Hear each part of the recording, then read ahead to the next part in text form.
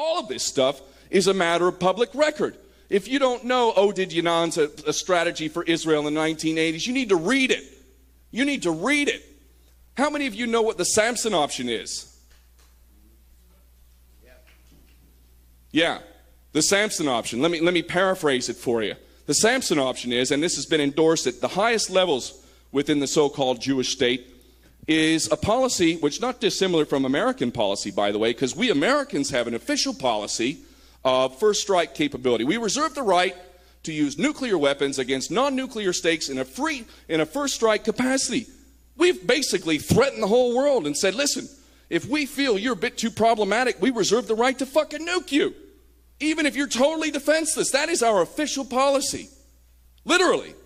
Well, the Jewish state has an even better one. If we feel that our existence is threatened, we're going to fucking nuke all of you.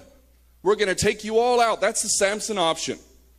200 to 400 nuclear weapons in the so-called Jewish state. Now, very nicely, thanks to the Germans and your bullshit fake history and your fucking guilt, you've now given the Israelis nuclear-armed, effectively, Dolphin-class subs, which they've now armed with nukes, which now can patrol the oceans of the world and deliver those nukes to any target.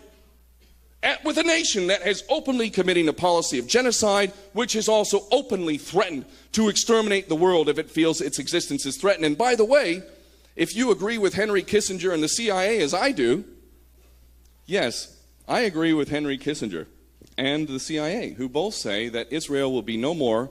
Henry Kissinger said within 10 years, a couple years back, a few years back. CIA said, I think, within 20 years, several years back. I agree with that wholeheartedly. I see the so-called Jewish state of Israel as I see the apartheid regime in the dying days of its existence.